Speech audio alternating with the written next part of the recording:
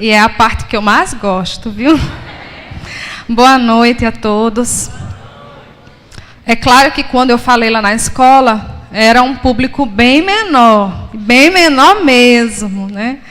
Mas quando a gente entende a seriedade do que a palavra de Deus nos diz, não tem como a gente recuar. Então, é um desafio falar da palavra de Deus, mas também é um grande privilégio. E eu estou feliz pela oportunidade de poder compartilhar com vocês aquilo que Deus já tem trabalhado no meu coração há algum tempo. E como Micaías falou, hoje, né, a última mensagem da série, Princípios que fazem um país campeão, mensagem 6. E toda a série foi baseada no Salmo 33, versículo 12, que diz: Feliz é a nação cujo Deus é o Senhor. E, de fato, nós aprendemos muitos princípios durante essas 5 semanas passadas, que estivemos aqui juntos falando desses princípios. Deus falou grandemente ao nosso coração. E a Bíblia está repleta de princípios estabelecidos por Deus que devem orientar as nossas vidas. Quando Deus criou o homem para uma vida com um propósito.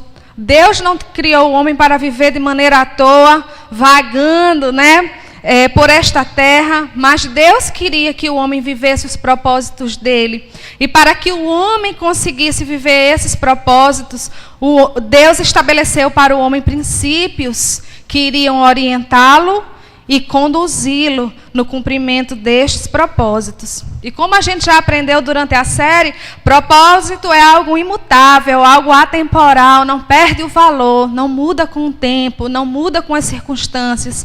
E são esses propósitos que Deus quer que tenhamos na nossa vida, são esses princípios que Deus quer que tenhamos nas nossas vidas, para que a gente possa viver os propósitos dele. E hoje nós vamos abordar os 7 princípios que Deus definiu para o homem desde o começo. E esses princípios estão no livro de Gênesis, no capítulo 2, a partir do versículo 15 até o versículo 24. Se você não quiser acompanhar na sua Bíblia, Cláudio vai estar colocando aqui. Amém?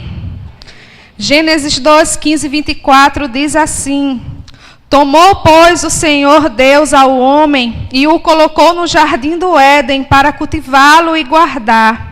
E o Senhor Deus lhe deu esta ordem: de toda árvore do jardim comerás livremente, mas da árvore do conhecimento do bem e do mal não comerás, porque no dia em que dela comeres, certamente morrerás. Disse mais o Senhor Deus: não é bom que o homem esteja só, far-lhe-ei uma auxiliadora que lhe seja idônea. Havendo, pois, o Senhor Deus formado da terra todos os animais do campo e todas as aves do céu, trouxe-os ao homem para ver como este lhe chamaria. E o nome que o homem desse a todos os seres viventes, esse seria o nome deles. Deu nome o homem a todos os animais domésticos, às aves dos céus e a todos os animais selváticos. Para o homem, todavia, não se achava uma auxiliadora que lhe fosse idônea. Então, o Senhor fez cair pesado sono sobre o homem, e este adormeceu. Tomou uma de suas costelas e fechou o lugar com carne.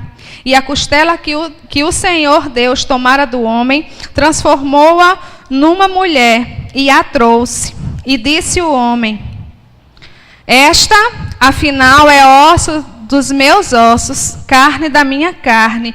Chamar-se-á varoa, portanto do varão foi tomada. Por isso deixa o homem pai e mãe e une-se à sua mulher, tornando-se os dois uma só carne. Amém? As instruções que Deus deixa para Adão em Gênesis 2, nesses últimos capítulos, versículos especialmente, vão delimitar as fronteiras do seu relacionamento com Deus, vão orientar a maneira correta como o homem deveria viver. E o bom é saber que esses princípios não foram dados a Adão, mas Deus quis que esses princípios fossem princípios vividos por toda a humanidade. Deus queria que eu vivesse esses princípios e Deus deseja também que você viva e oriente a sua vida à base desses princípios. Porque viver os princípios de Deus faz com que nós tenhamos a certeza e a satisfação de que os propósitos dele serão cumpridos em nós.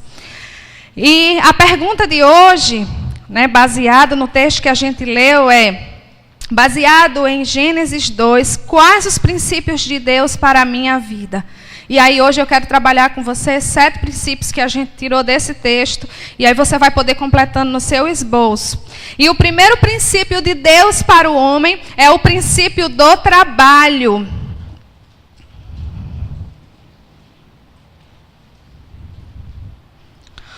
O princípio do trabalho é a semente do caráter cristão. A palavra trabalho significa atividades realizadas por alguém para alcançar um determinado fim ou propósito.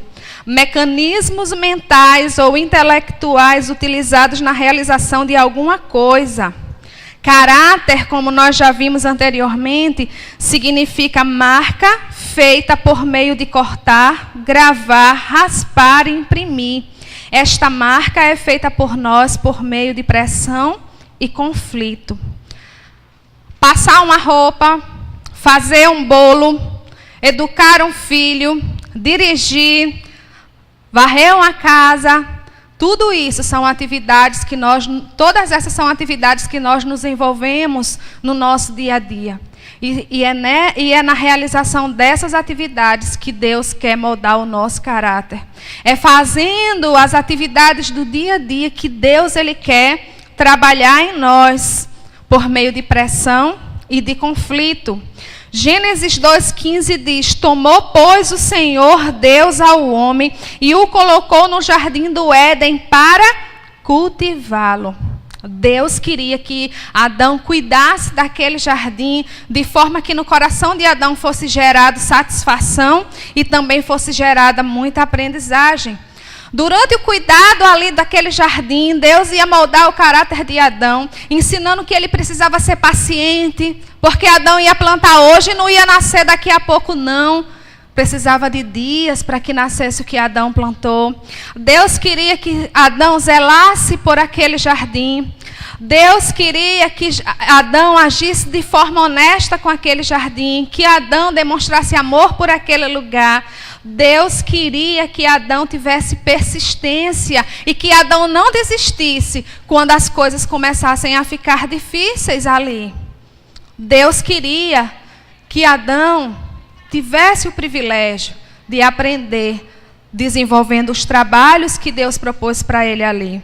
Deus não disse assim a Adão: Adão, olha, agora o versículo não era assim. Tomou, pois, o Senhor Deus o homem, colocou no jardim para viver de sombra e água fresca. É assim? Não. Deus disse que Deus colocou Adão lá no jardim para que ele cultivasse aquele jardim, para que ele trabalhasse nele. Porque o trabalho naquele jardim era o princípio de Deus que Deus iria usar para mudar a vida de Adão, mudar o caráter de Adão. E as atividades que nós nos envolvemos durante o dia a dia são oportunidades que Deus aproveita para trabalhar em nós. E quando a gente entende que as atividades realizadas por nós geram em nós pressão e conflito, e que é na pressão e no conflito, é através disso que Deus vai moldar o nosso caráter e vai nos tornar mais parecidos com Ele. Quando a gente entende isso, a gente começa a passar por um processo de mudança da mente. E quando a nossa mente ela começa a conceber os propósitos e os princípios de Deus para nós, isso gera frutos na nossa vida e na vida das pessoas que estão ao nosso redor. E em que atividades você está envolvido hoje? Em que atividades você está tão envolvido e que Deus quer usar para moldar o seu caráter? Será que você está envolvido na atividade de cuidar de casa? Cuidar de casa gera pressão e conflito, gente? Não, as mulheres se calaram, eu não estou entendendo. Cuidar de casa gera pressão e conflito? Misericórdia! Que pressão e que conflito! Cuidar de uma casa porque você varre, aí daqui a pouco você vem e pensa que está tudo bem. A casa está desarrumada de novo. Não é assim? Você lavou a louça antes do almoço. Almoçou, tá o quê? Sujo de novo. Que pressão e que conflito. Mas é cuidando da casa que Deus quer nos tornar mais zelosas. É cuidando da nossa casa que Deus quer nos tornar mais diligentes. É cuidando da nossa casa que Deus quer nos tornar mais pacientes. Porque pense numa tarefa que trabalha a paciência em nós. É você arrumar e arrumar e arrumar e ter que arrumar. Deus quer moldar o seu caráter quando você está cuidando da sua casa. Cuidar de filhos gera pressão e conflito? Muita, porque você diz e você repete para o menino e você ensina e você espera que ele faça o que você disse. E quando você olha para o menino, ele está fazendo tudo diferente, não é assim? E aí você diz de novo e você chama de novo e você disciplina de novo. Mas é cuidando dos nossos filhos que Deus quer nos ensinar a sermos mais responsáveis. É cuidando dos nossos filhos que Deus quer nos ensinar a ser mais persistente. Por mais que os meus filhos me deem trabalho, eu não posso desistir deles. Eu não posso simplesmente abrir a porta da minha casa e dizer, olha, acabou por aqui, é só hoje. Eu tenho que insistir e persistir, porque o Senhor vai me pedir conta dos meus filhos. E se Ele me deu, é porque Ele sabe que eu vou poder prestar contas, então eu não posso desistir. Eu não posso desistir fisicamente de cuidar deles, e eu não posso desistir mentalmente e emocionalmente, porque às vezes a gente até está cuidando, mas a gente desiste de educar, porque a nossa mente diz, esse menino vai aprender mesmo, eu vou deixar ele viver e vou dar ele o que ele precisa para satisfazer as suas necessidades físicas, mas emocionalmente eu não quero mais conversa. E aí você começa a tratar o menino, e já viu aquela expressão assim de que tem gente que cria filho como se cultivasse batata? Você não está nem aí. Mas é cuidando dos filhos que Deus quer fazer com que a gente persista. É cuidando dos nossos filhos que Deus quer fazer de nós bons exemplos. Porque você não pode dizer assim, menino, olha, não é para mentir, viu? E daqui a pouco você mente e o menino vai dizer assim, mãe, não disse que não era para mentir, já está mentindo. Não é assim que a criança faz. Deus quer tornar você diligente, Deus quer tornar você bom exemplo e cumpridor daquilo que você diz. E os seus filhos são e criar os filhos são oportunidades que Deus vai trabalhar isso em nós. Sua profissão traz pressão e conflitos? Traz, né? Demais, muito também. Mas Deus quer nos ensinar a sermos mais responsáveis, menos orgulhosos, mais honestos, mais submissos. É ali no nosso trabalho que Deus quer desenvolver isso em nós. As atividades que nós desenvolvemos aqui na igreja geram muita pressão e conflito. Demais. Você executar suas tarefas na igreja, você passa por tanta pressão, por tanto conflito. Mas é aqui que Deus quer nos ensinar a confiarmos mais nele. É aqui que Deus quer nos ensinar a perdoarmos, porque aqui a gente vai conviver com pessoas que são diferentes de nós, que não pensam iguais a nós. E Deus vai nos ensinar a perdoar aqui. Deus vai nos ensinar a compartilhar. Deus vai nos ensinar a obedecer a Ele através do estudo da sua palavra.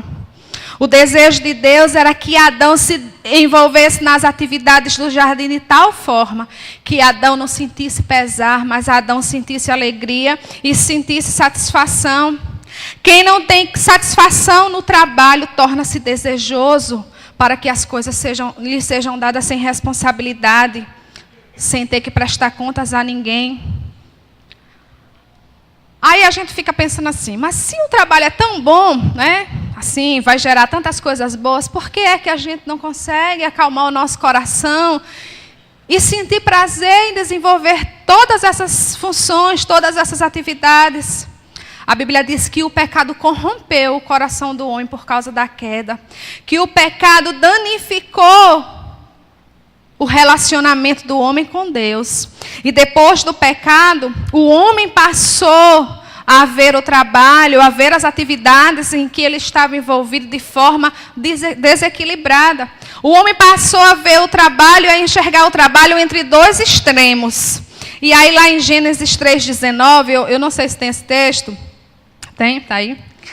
Diz assim: no suor do rosto comerás o teu pão, até que tornes a terra, pois dela fostes formado, porque tu és pó, e ao pó voltarás. Depois do pecado, o homem passa a ver o trabalho como algo cansativo, como algo que ele vai fazer somente por uma necessidade. É um serviço duro que agora eu vou ter que fazer, por questão de sobrevivência. E aí o homem passa a deixar de entender que era naquele trabalho que Deus ia moldar o caráter dele, lembra? E aí o homem passa a ver o trabalho apenas como uma coisa que tem implicações externas, mas que não tem mais implicação interna, que não é mais algo que Deus vai usar para nos moldar. E aí por isso que a gente tem essa sensação de que trabalhar, de que se envolver em atividades desgastantes, de pressão e conflitos, causam apenas canseira. Mas o desejo de Deus é que a gente entenda que é através delas que seremos moldados. Outra coisa que o pecado trouxe para a visão do trabalho foi a vaidade. Ora, no final do versículo diz assim: porque tu és pó e ao pó tornarás. Vaidade significa vazio e incerteza. Uma vida vazia, uma vida cheia de incerteza, vai buscar o quê? Vai buscar satisfação imediata, aquilo que é momentâneo. Eu vou morrer de trabalhar para quê?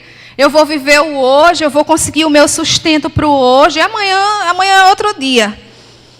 E aí começa a viver uma vida sem nenhuma perspectiva, somente daquilo que lhe é dado hoje. Começa a viver e a ver o trabalho como um meio de se promover e não de ser promovido por Deus. E aí começa a se pensar: não vou trabalhar aqui, mas eu vou ficar sempre fazendo uma cera para que o outro trabalhe mais. Ou então, às vezes, o brasileiro tem a mania de dizer assim: eu prefiro um emprego e não um trabalho, porque eu quero tirar o sustento, eu não quero morrer de trabalhar. Ou então, quem não valoriza o trabalho diz assim: eu quero ganhar, mas eu não quero muitos esforços, eu prefiro somente ficar tirando vantagens, como eu já falei. Então, o trabalho passou a ser visto com esses dois enfoques. Ou de que você vai trabalhar para morrer, e isso é uma coisa exaustiva demais e não tem nenhum prazer. Ou você não vai se envolver em atividades nenhuma. E você pode até se envolver, mas também somente para tirar proveito. E isso não gera tratamento de caráter.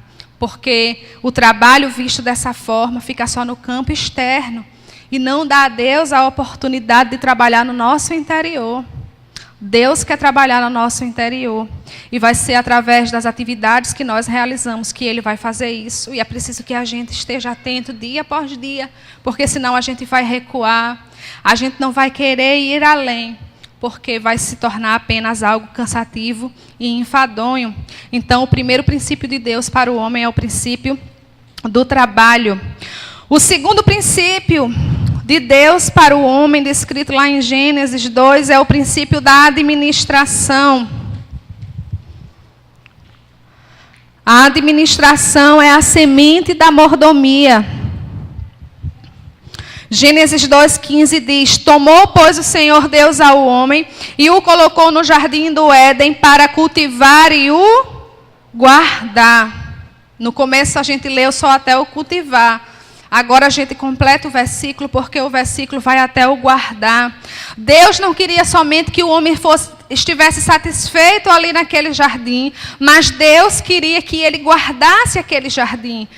E guardar aqui não tem sentido de talvez fechar os portões do jardim, pronto para ninguém entrar e não sujar. Mas guardar significa observar atentamente a fim de defender, de proteger, de cuidar, de conservar e de manter em bom estado. Deus queria que Adão trabalhasse naquele jardim de forma a proteger aquele jardim, a conservá-lo em um bom estado, a fazer em defender aquele lugar, para que aquele lugar fosse um lugar de muita satisfação de se viver. E aí é da onde vem o princípio da mordomia. E a gente já aprendeu aqui em outras situações que Deus quer trabalhar em nós o princípio da mordomia, porque Deus ele quer que sejamos zelosos com aquilo que chega à nossa mão. Zelosos não só com os nossos bens materiais, com o lugar em que a gente vive, como Beethoven bem falou aqui agora há pouco. Deus quer que a gente seja zelosos com tudo que chega à nossa mão. E às vezes a gente pensa a mordomia como algo que tem a ver com finanças. É correr de dinheiro, é para não gastar mais, é para gastar menos, é para poupar. Mordomia tem a ver também com relacionamentos. E eu quero focar a mordomia aqui nos relacionamentos.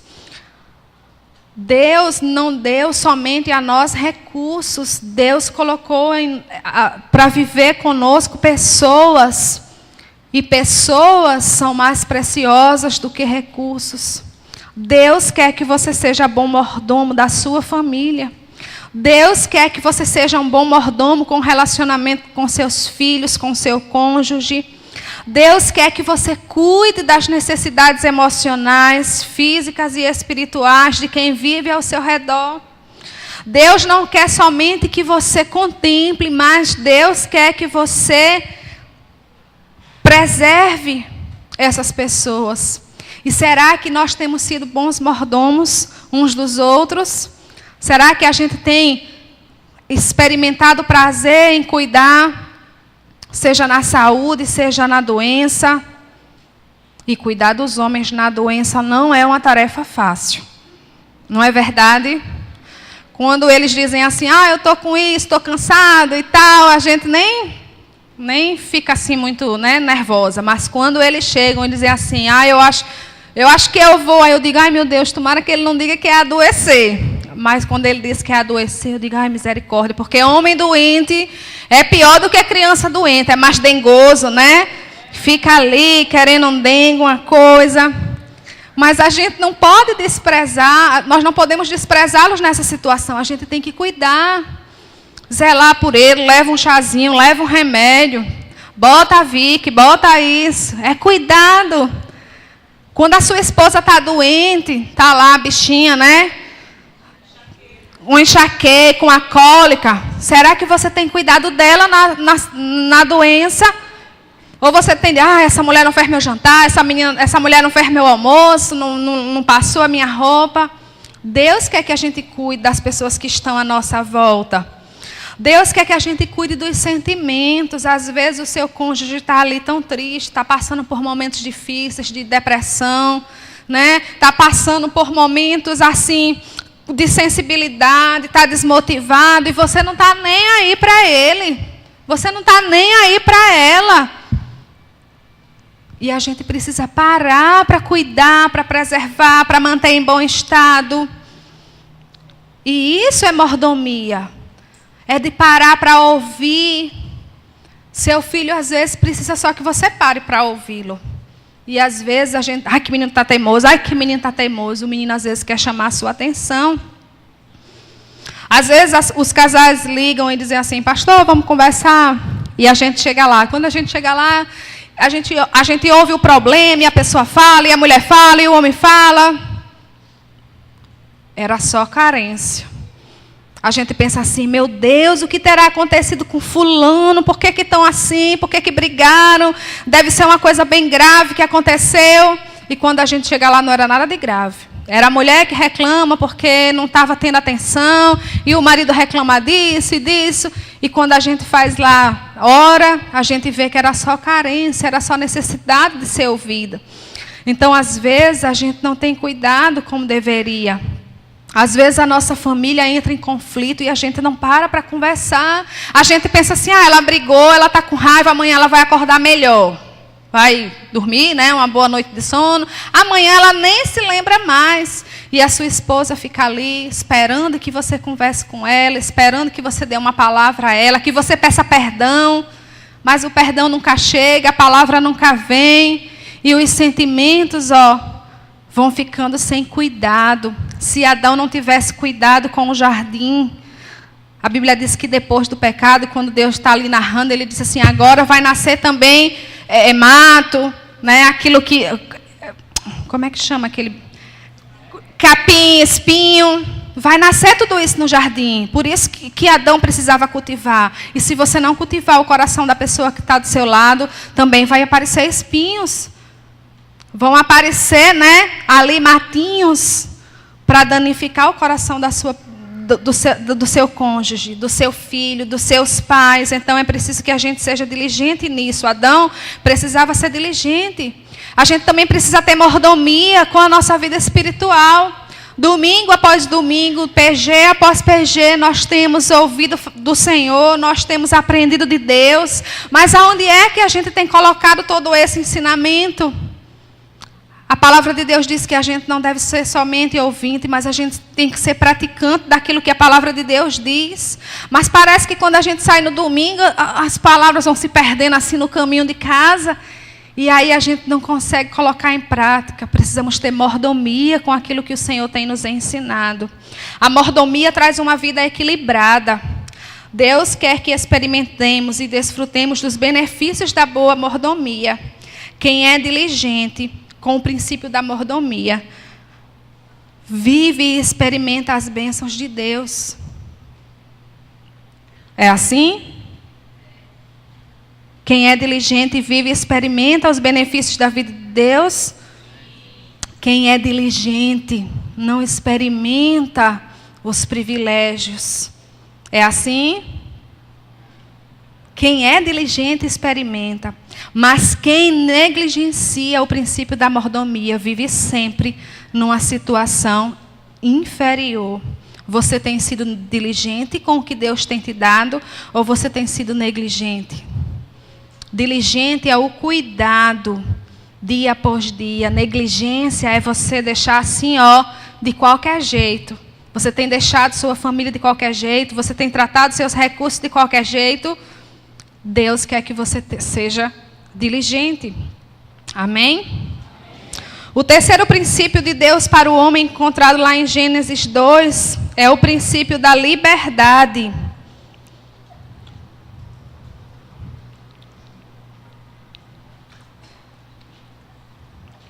Liberdade é a semente do autogoverno. Autogoverno significa governar a si próprio.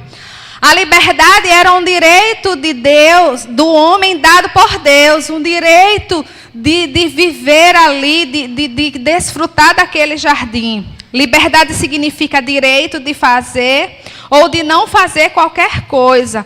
Liberdade significa direito de escolha.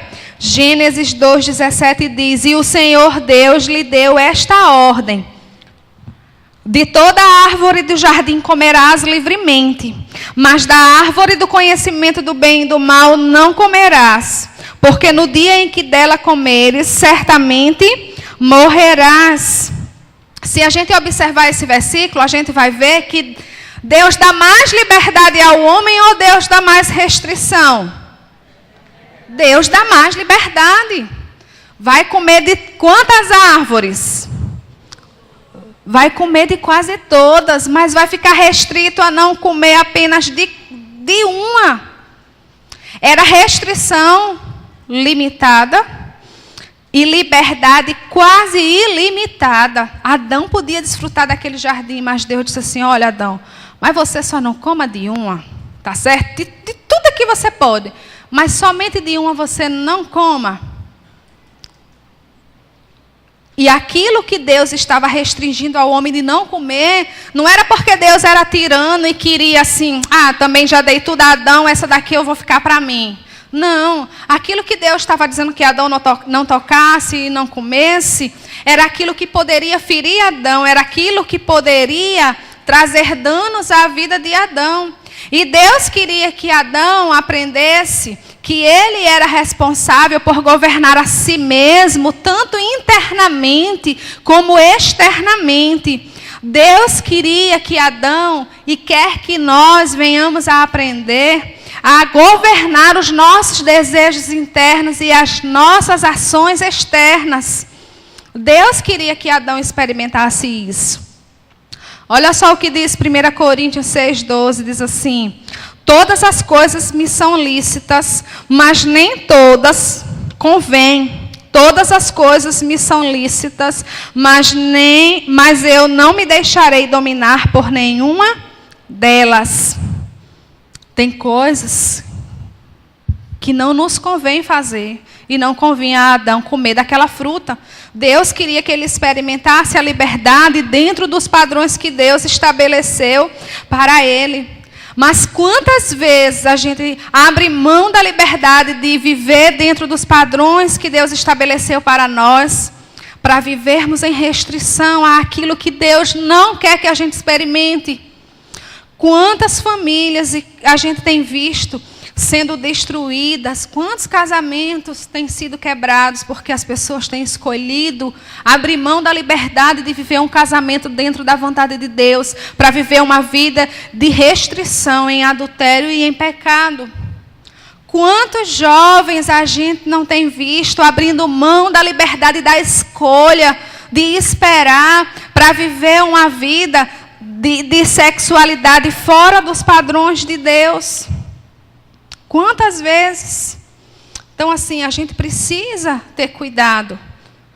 Deus quer que a gente tenha autogoverno, Deus quer que a gente governe, e o princípio do autogoverno vem da obediência, de saber aquilo que Deus nos ensina.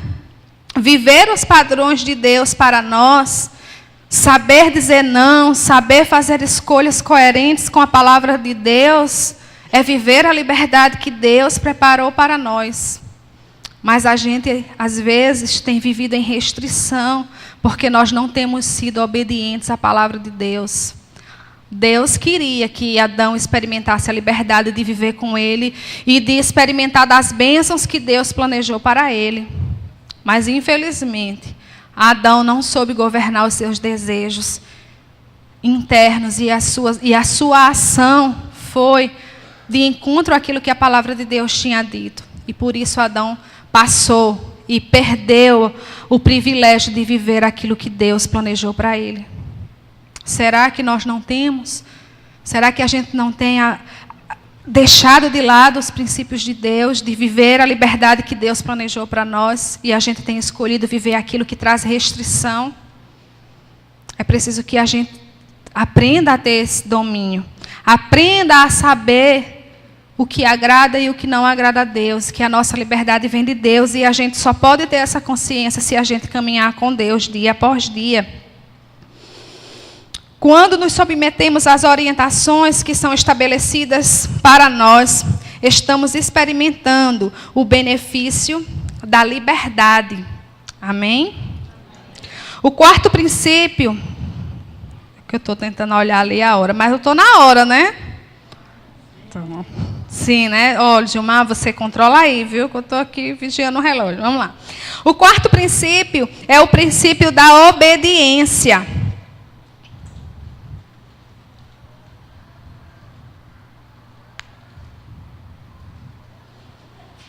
A obediência, completou aí no seu esboço, é o princípio de semear e de colher.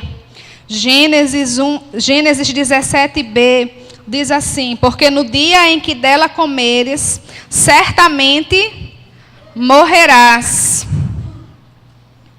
Tudo que Adão tinha que fazer era não ir lá comer daquela árvore lá que Deus disse que ele não comesse, a árvore do conhecimento do bem e do mal. Deus queria que Adão entendesse que um ato de obediência ou um ato de desobediência traria frutos para a vida dele. Bons se obedecesse, mas também traria frutos ruins se Adão desobedecesse. Nossas atitudes também têm consequências, boas ou más. O fruto é o resultado da semente, é o resultado das escolhas. E uma boa colheita depende de uma boa semente, depende de um bom plantio, depende de um cuidado contínuo para que a gente experimente o privilégio de uma boa colheita. A gente não pode colher aquilo que a gente não planta, pode? Não, a gente só vai colher se a gente plantar. Essa é a lógica que Deus queria ensinar a Adão, e esse é o princípio que Deus quer que norteie também a nossa vida. Se eu não plantar, eu não posso colher. E às vezes a gente está querendo colher aquilo que a gente não está plantando.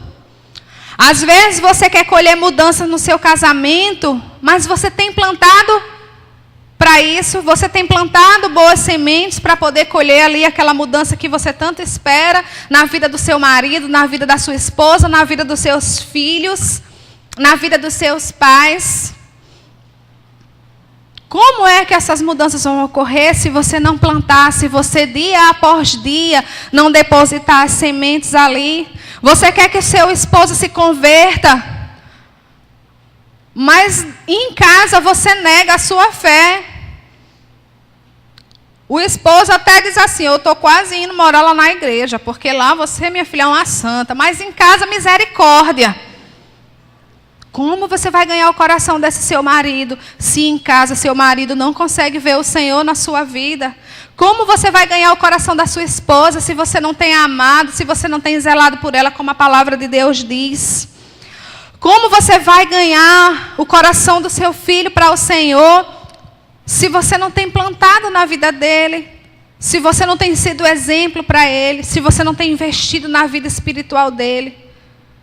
Será que crescimento espiritual na vida do seu filho vai vir somente por causa das sementes que o Geração Futuro e o Geração Atitude estão plantando uma vez por semana?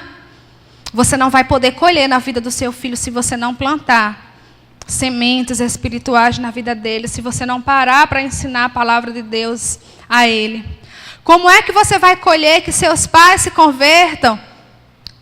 Se você tem dito que tem experimentado agora uma vida de obediência a Deus, mas você não tem se submetido aos seus pais em casa, como é que você vai experimentar o privilégio de conquistar e de conhecer aquela pessoa que Deus separou para você, se você se relaciona assim com quem vai aparecendo e não consegue plantar a boa semente da espera, a semente da oração pela pessoa certa? Então a gente não vai colher se a gente não plantar boas sementes. E uma boa colheita vai depender, como eu já disse, daquilo que a gente plantar. A qualidade da semente vai influenciar diretamente na nossa colheita. Precisamos entender que o processo de colheita só irá existir se o plantio for feito no tempo certo e da maneira certa. Gálatas 6:7 diz assim: não vos enganeis, de Deus não se zomba, pois aquilo que o homem semear, isso também ceifará.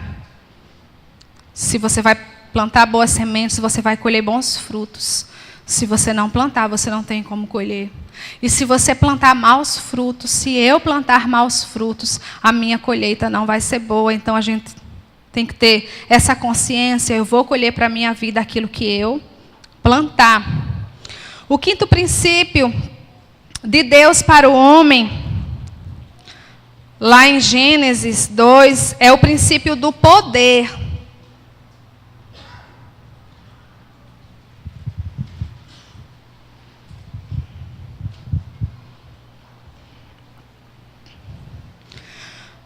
Gênesis 2, de 18 a 22, diz assim: disse, mas o Senhor, não é bom que o homem esteja só, far-lhe-ei uma auxiliadora que lhe seja idônea. Havendo, pois, o Senhor Deus formado a terra, todos os animais do campo, formado da terra, todos os animais do campo e todas as aves do céu, trouxeram-nos ao homem para ver como este lhe chamaria. E o nome que o homem desse a todos os seres viventes, esse seria o nome deles. Deu nome o homem a todos os animais domésticos, às aves dos céus e a todos os animais selváticos. Para o homem, todavia, não se achava uma auxiliadora que lhe fosse idônea. Então o Senhor Deus fez cair pesado sono sobre o homem, e este adormeceu, tomou uma de suas costelas, fechou o lugar com carne, e a costela que o Senhor Deus tomara do homem, transformou-a numa mulher e a trouxe. Deus, ele é soberano. Deus exerce o seu poder e o seu governo. Deus é o Criador de todas as coisas. Mas Deus não queria ter um poder centralizador. Deus queria também dar autoridade ao homem para governar sobre a sua criação. Deus queria que o homem vivenciasse também o princípio da soberania, de administrar e de cuidar bem daquele jardim, de governar aquele lugar. Mas Deus também precisava fazer com que o homem entendesse que governar e liderar, que para governar e para liderar existe uma maneira certa. Deus queria que Adão entendesse que não era cuidando e governando daquele jardim de qualquer jeito que as coisas iam fluir. Deus queria que Adão aprendesse a governar da maneira correta e a maneira de Deus. E por isso Deus leva Adão a entender que governo, que soberania, ela só pode ser exercida a partir de 3 aspectos. A soberania e o governo só pode ser exercido por alguém com base em 3 aspectos. O aspecto do planejamento, o aspecto do julgamento e o aspecto da ação. Essas são as funções do poder, de quem exerce poder, de quem exerce liderança, de quem exerce governo. E era assim que Deus queria que Adão governasse aquele jardim, planejando, julgando e agindo em favor dele. E a primeira função do poder é planejar.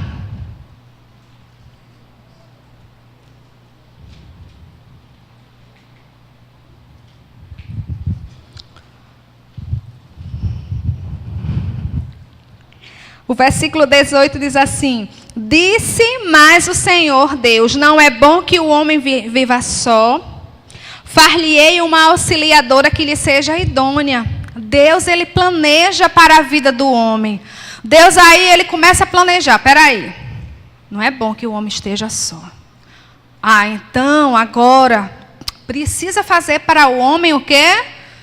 Uma ajudadora. Isso é Deus planejando para o homem. Por que que Deus vai planejando? Porque Deus tinha planos de abençoar a vida do homem. Então, o primeiro passo que o texto nos mostra é Deus planejando. Não é bom que Adão esteja só. Vou fazer para ele uma ajudadora que fique só dormindo e tal e tal.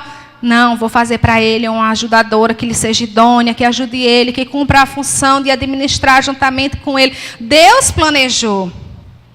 E o aspecto do planejamento tem a ver com a execução de um poder legislador. Deus está ali planejando em favor do homem. E esse poder legislador, ele é representado pelo próprio Deus.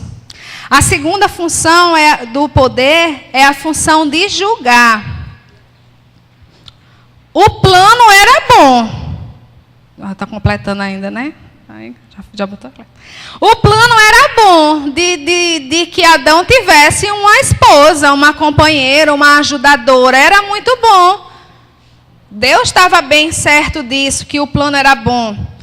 Mas da onde é que ia sair essa mulher? Os animais já tinham sido criados da terra. Deus já tinha criado o homem. E cadê a mulher que não apareceu ainda? Da onde é que ela ia vir? Deus estava julgando, mas Deus não queria julgar essa causa sozinho. Então, o que ele fez? Ele chamou o homem. É o que diz lá em Gênesis 2:20.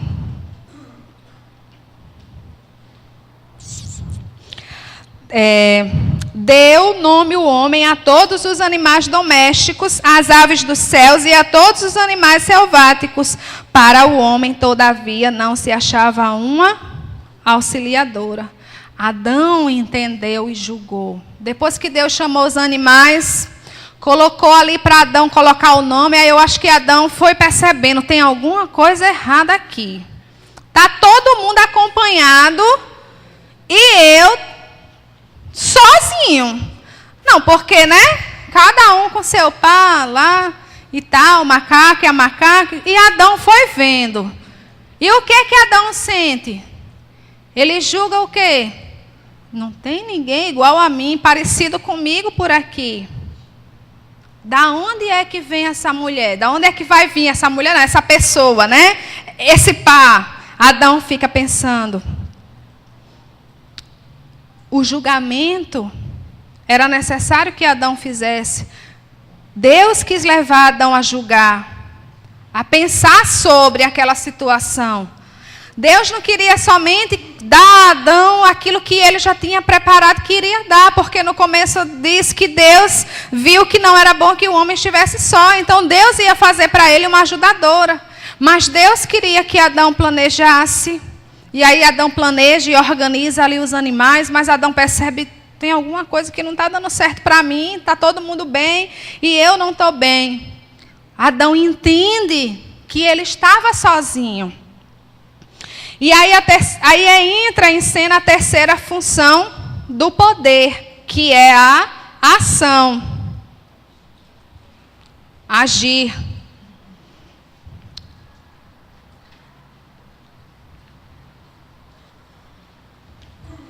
Gênesis 22, 2:21 diz: Então o Senhor Deus fez cair pesado sono sobre o homem, e este adormeceu.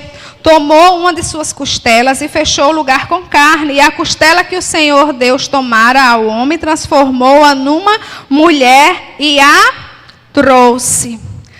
Você percebe que Deus não colocou Adão para dormir antes de que ele entendesse o que estava acontecendo? Deus não disse logo assim, vou soprar aqui, vai Adão dormir. E trouxe a mulher, e quando Adão abriu os olhos, não estava sabendo nem o que estava acontecendo. Não. Primeiro Deus leva Adão a planejar com ele, a julgar com ele. E só então Deus permite que Adão, ele durma. Porque Adão precisava entender que para governar é preciso que haja um processo. É preciso que o governo esteja baseado em aspectos que são fundamentais. E Deus leva o homem a entender esse passo a passo. E só então, depois que Adão julga e entende que não existe uma mulher para ele, uma companheira para ele, Deus faz com que Adão caia em sono profundo. Adão se submete à vontade de Deus. Adão não sabia o que Deus iria fazer, mas Adão está tranquilo porque ele sabia que Deus tinha o melhor para ele. Então, planejar, julgar e agir são atitudes de soberania que fazem parte do caráter de Deus. E Deus queria que essas características fossem plantadas no caráter do homem. Deus queria que Adão cuidasse daquele jardim. Mas como é que Adão ia cuidar daquele jardim se Adão não conseguisse planejar, julgar se as ações dele eram boas para aquele lugar? Como é que Adão ia estruturar suas ações se Adão não tivesse aprendido o passo a passo da liderança, o passo a passo da soberania? Deus usa essa ocasião para ensinar Adão como exercer soberania, como exercer poder. E Deus também quer nos ensinar esse passo a passo.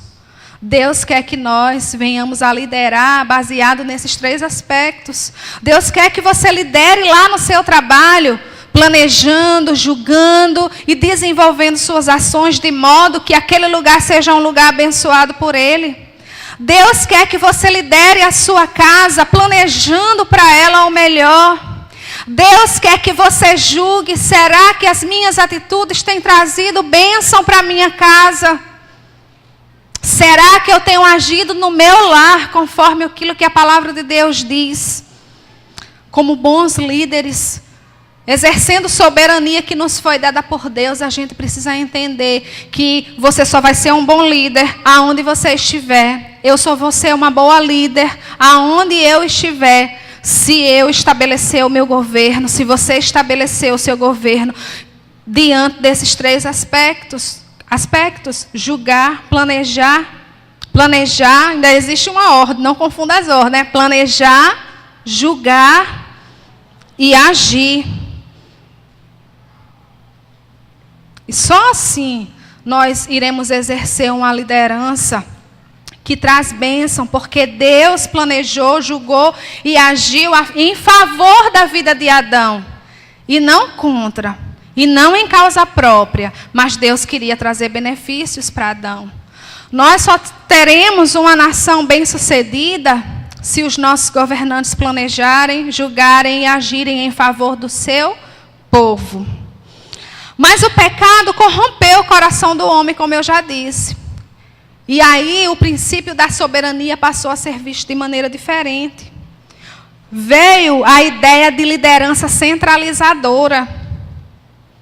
Eu mando, eu governo do meu jeito e eles vão me obedecer. Eu mando no meu trabalho e eu dou ordens mesmos e aquelas pessoas vão ter que me obedecer. Na minha casa, a última palavra é minha e acabou-se.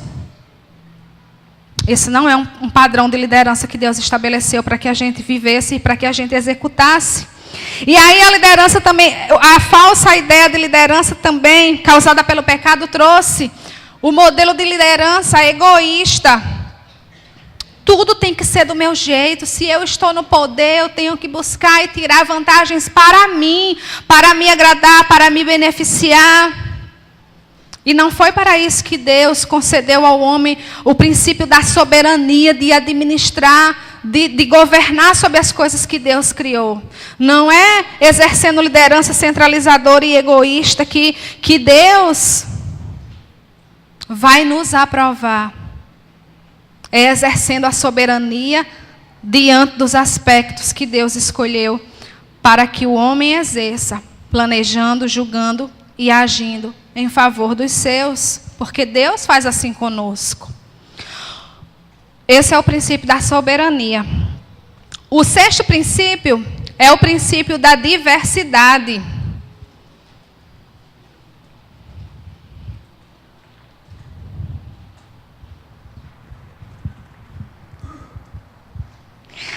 Gênesis 2:19b diz assim: E o nome que o homem desse a todos os seres viventes, esse seria o nome deles. Deu nome o homem a todos os animais domésticos, às aves dos céus e a todos os animais selváticos. Deus dá a Adão a soberania de governar sobre aquele jardim. E a gente já leu no texto que ele traz todos os animais à presença de Adão. E diz assim: Adão, agora você vai dar nome a cada animal. E o nome que você colocar vai ser o nome que vai ficar. Aí Adão, como um bom governante, ele faz o quê?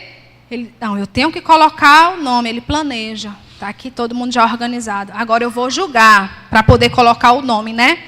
E Adão observa que um animal é maior do que o outro, que um é mais gordinho, que o outro é mais magrinho. E Adão olha todos aqueles animais. E aí Adão começa a dar nome a cada um, conforme a sua espécie. Um por um, Adão vai ali colocando o nome dos animais, aqueles que vão aparecendo depois, Adão também vai colocando o nome.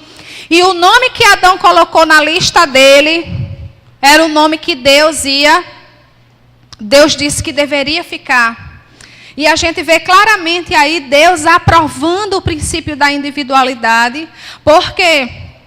Porque a criação, cada coisa da criação foi feita de maneira distinta, com característica diferente. Cada animal Deus fez de um jeito. Deus não fez só os elefantes, é tudo elefante. Não. Deus fez questão de usar as cores. É um animal de uma cor, é um animal de outra. Existia individualidade naquilo que Deus criou. Deus aprovou a individualidade de Adão, porque Adão olhou para o elefante e disse: vai ser elefante. Mas talvez, se fosse eu fazendo a lista, eu olhasse para o elefante e dissesse: vai ser macaco. E estava hoje a gente chamando o elefante de macaco. Não é assim? Mas o nome que Adão escolheu, esse era o nome que ia ficar. Deus sabia que Adão tinha uma maneira de julgar. Deus sabia que Adão tinha uma maneira de planejar e de agir. E cada pessoa é diferente da outra. E é preciso que a gente aprenda a respeitar as diferenças. Adão respeitou as diferenças dos animais. Ele não chegou e disse assim: vou perder tempo dizendo um nome para cada um. Eu vou botar logo assim, essa metade para cá é isso e a outra metade para cá é isso.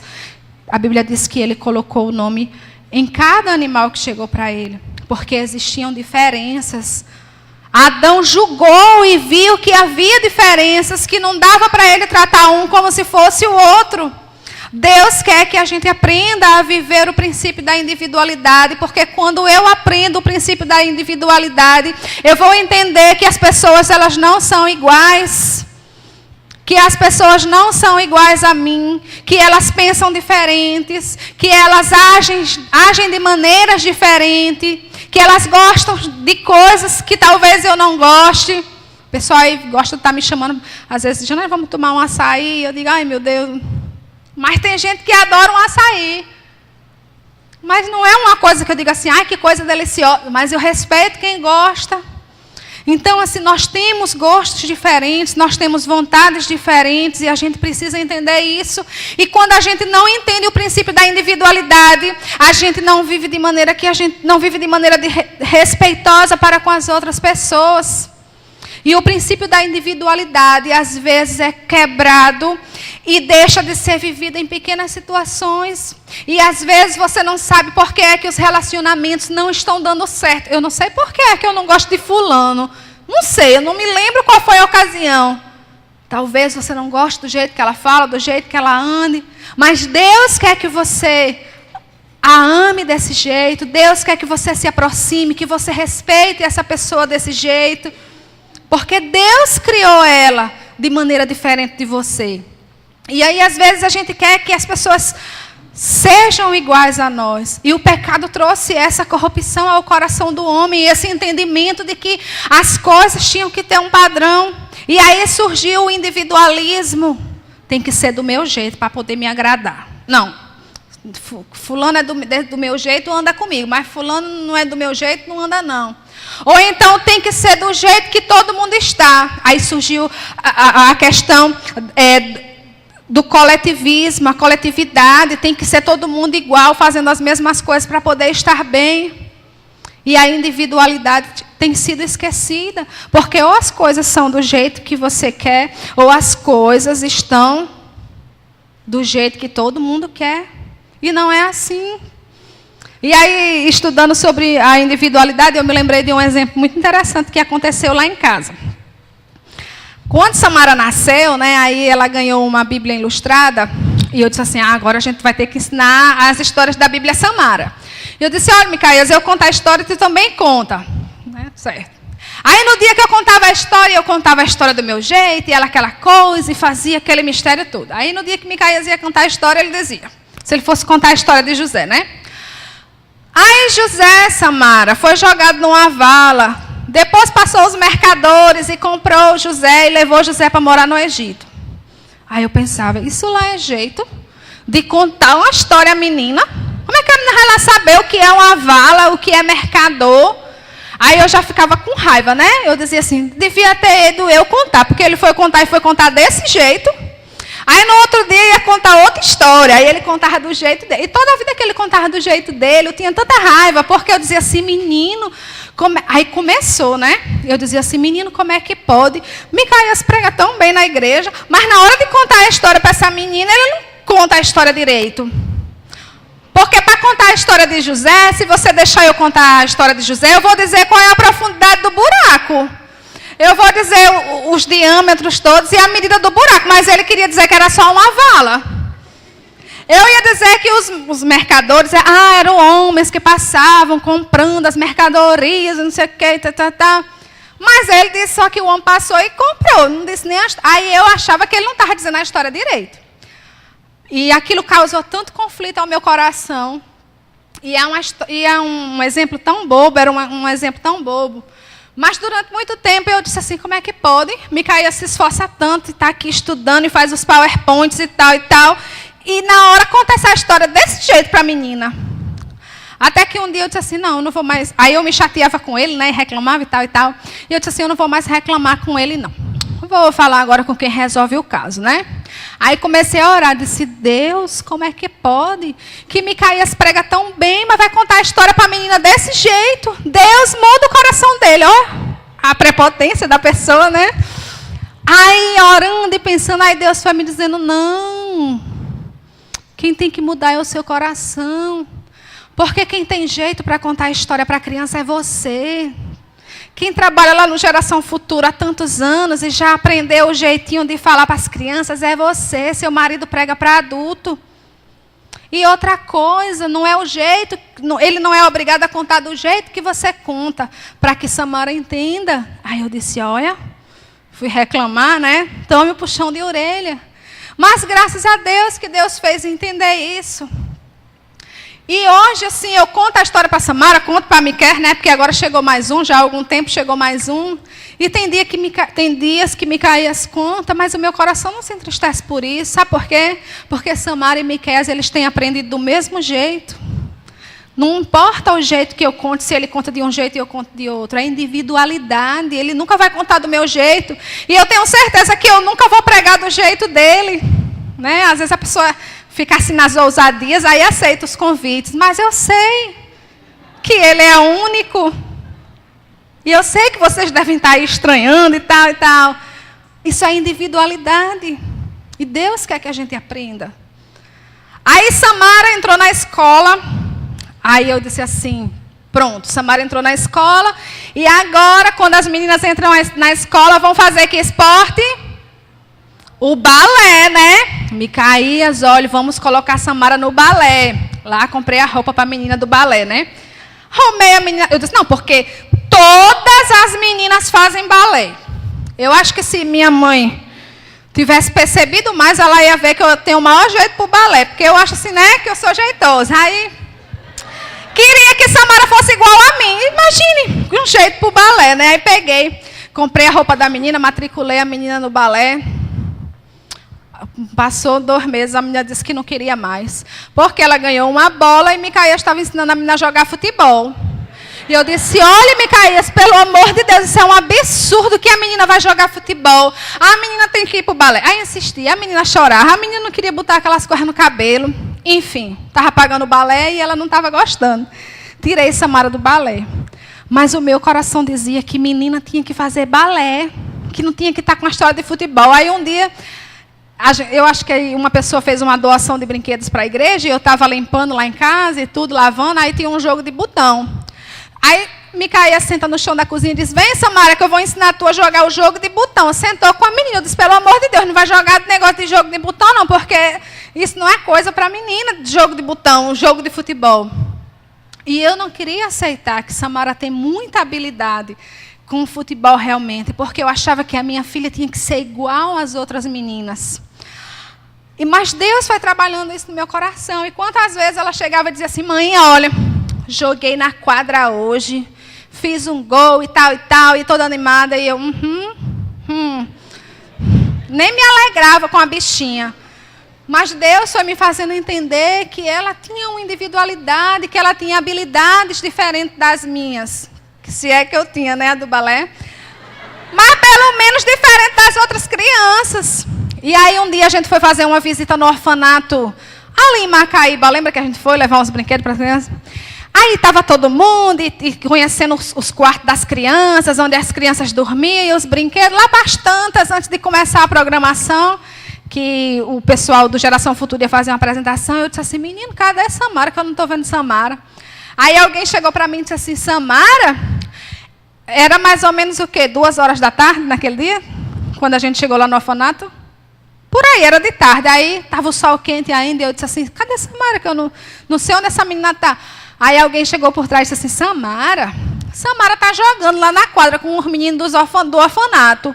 Aí eu disse, nesse sol quente, fui olhar. Quando cheguei lá, a Samara estava jogando. No chão quente, de pé descalço, os cabelos tudo assanhados, suada.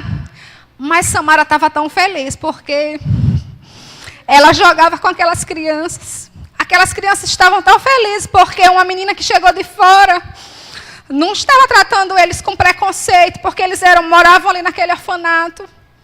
E minha filha estava tão feliz, porque ela estava suada e ela estava correndo. E ali eu fui entendendo de que ela não precisava ser igual às outras crianças, ela tinha que ser ela mesma. E eu tinha que amar minha filha com as escolhas dela para o esporte, seja balé, natação. Eu tinha que amar a minha filha. E às vezes a gente tem deixado de se relacionar bem com os nossos filhos, porque a gente quer que os nossos filhos sejam iguais aos filhos dos outros, que tenham as habilidades que os filhos dos outros têm. Às vezes você reclama do seu marido que ele não lhe ajuda, mas se ele lavar a louça não ficou bem lavada não, porque ele não lavou igual a você. É preciso que a gente entenda que existe um princípio de individualidade. Às vezes as pessoas chegam nessa igreja e dizem assim: ah, pastor, lá na igreja tal tem programação assim. Ah, mas na igreja não sei da onde é assim. Aqui devia ter isso. Aqui devia ter aquilo. E aí as pessoas começam a comparar. Deus deu sonhos específicos para esta igreja. Deus deu uma visão específica para essa igreja. Deus deu sonhos e visão específica para aquela igreja lá. Mas uma igreja não vai viver os sonhos da outra. Sabe por quê?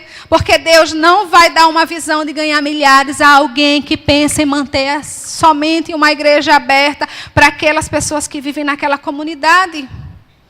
Deus dá visão específicas a igrejas específicas, e a gente tem que respeitar a individualidade da nossa igreja. Então, se você está aqui no nosso meio, aproveite, se alegre, celebre com aquilo que Deus tem nos dado neste lugar. Amém? Agora, a gente precisa ter cuidado com o princípio da individualidade. Porque, às vezes, a gente quer usar o princípio da individualidade para justificar as nossas falhas de caráter. Ah, eu sou muito grosso. Mas foi Deus que me fez assim, é o meu jeito, é a minha individualidade. Cuidado. Cuidado, porque Deus criou o homem perfeito. Foi o pecado quem trouxe corrupção. Individualidade tem a ver com aquilo que Deus aprova.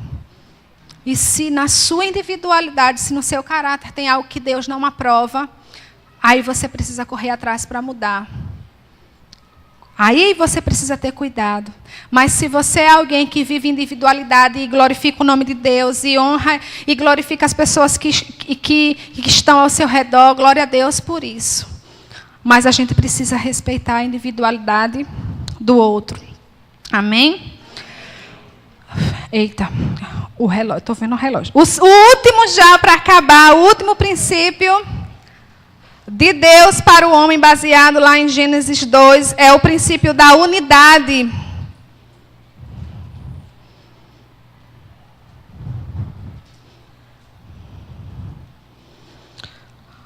Unidade é a semente da aliança.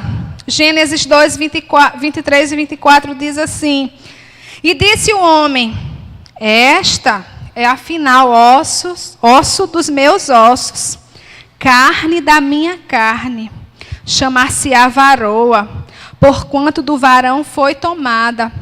Por isso deixa o pai a sua mãe, e se une à sua mulher, tornando-se os dois uma só carne. Esse último princípio diz respeito ao princípio da unidade. E quando Adão olha para Eva, ele declara que existe unidade entre eles, porque Eva e ele eram feitos das mesmas qualidades internas. Que qualidades internas o texto diz? Osso e carne.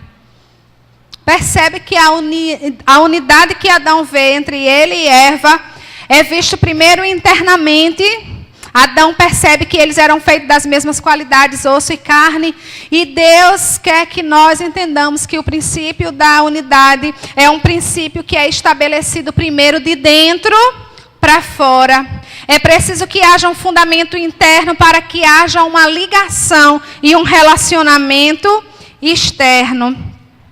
Quando Adão olha para Eva, ele não deseja se relacionar e se unir com ela somente por aquilo que ele estava vendo externamente, não.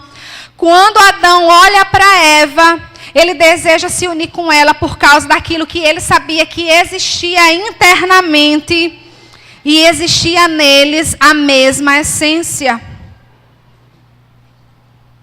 Percebe? Existia a mesma essência interna e por isso que existia e ia haver uma união, existia a mesma essência interna e por isso que a união externa era possível. Superficialidade não gera unidade. E é essa unidade do interno para o externo que Deus quer que a gente viva. Mas o pecado corrompe o coração do homem e muda a visão de unidade no homem. A unidade passa agora a sofrer, e em vez de unidade, entra em cena a conformidade. E conformidade significa a igualdade no sentido de aparência. O pecado trouxe a conformidade, a igualdade naquilo que é somente exterior. Mas a unidade existia porque existia uma união interior. Adão, ele entende que Eva agora vai viver unidade com ele, porque existiam características internas que eram iguais nos dois.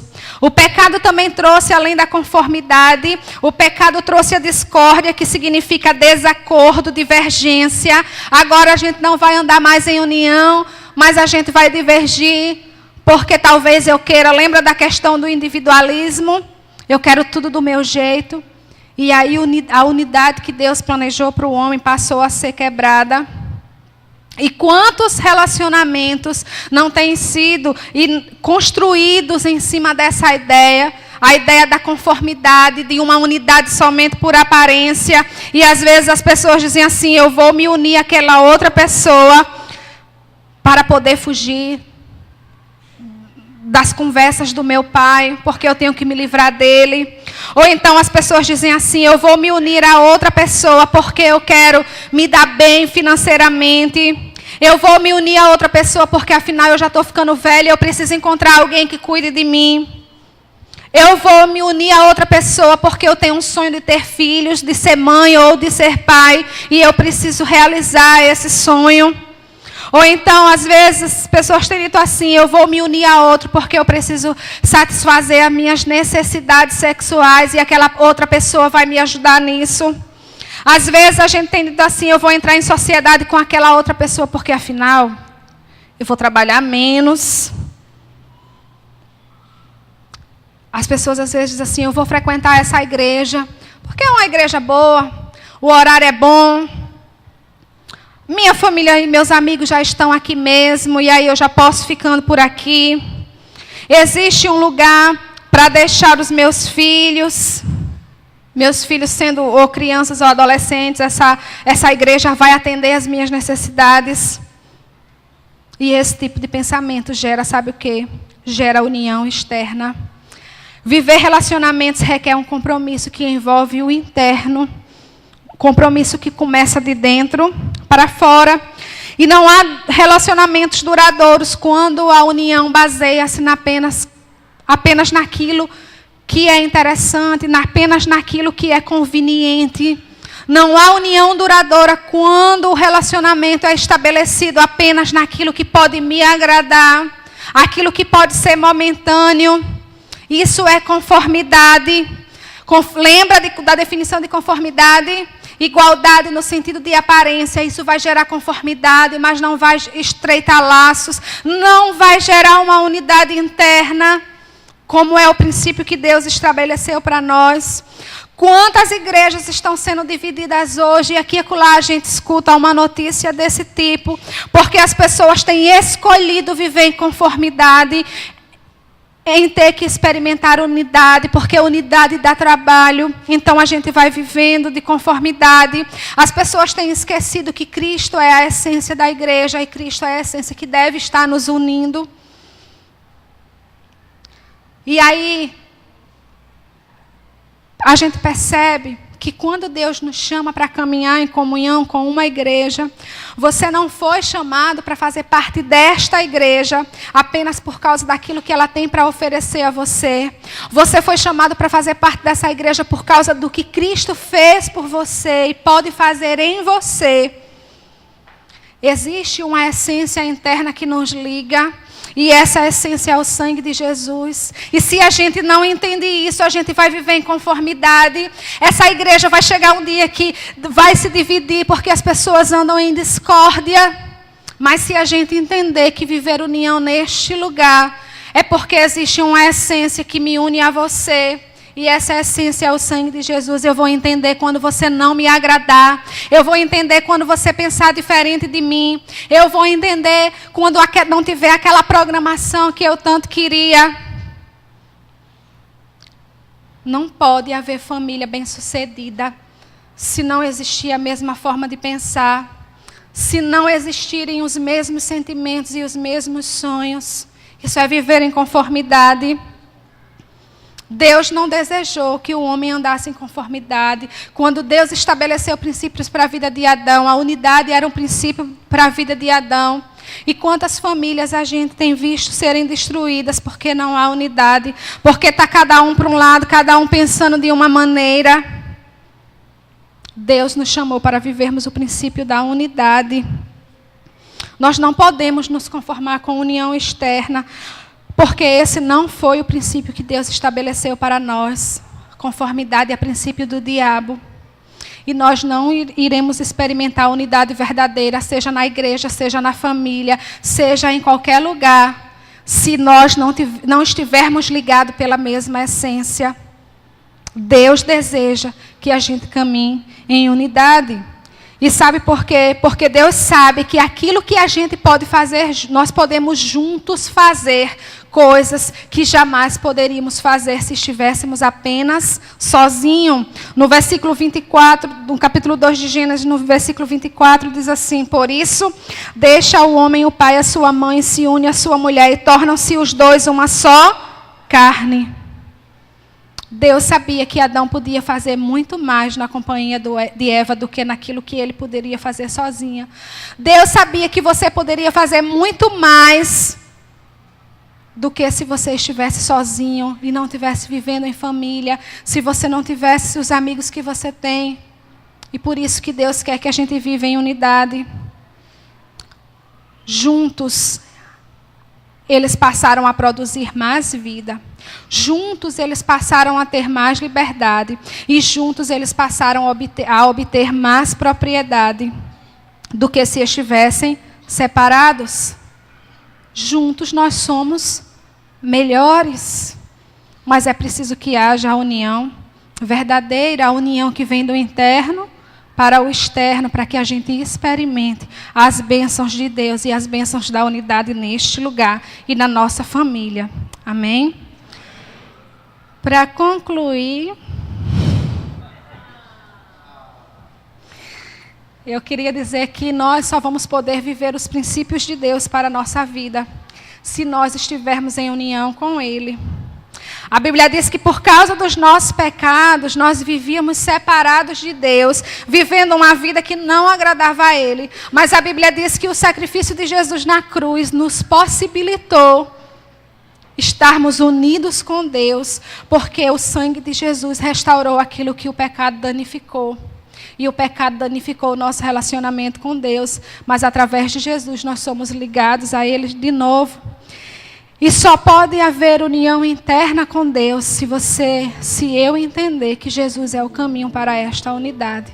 Se a minha vida for pautada, se a sua vida for pautada nos padrões de Deus para você e para mim. O desejo de Deus é que vivamos os princípios que Ele estabeleceu para nós desde a fundação do mundo, a fim de que venhamos experimentar o melhor de Deus para nós. Deus tem o melhor para nós, que vivamos os seus princípios. Amém. Que Deus nos abençoe.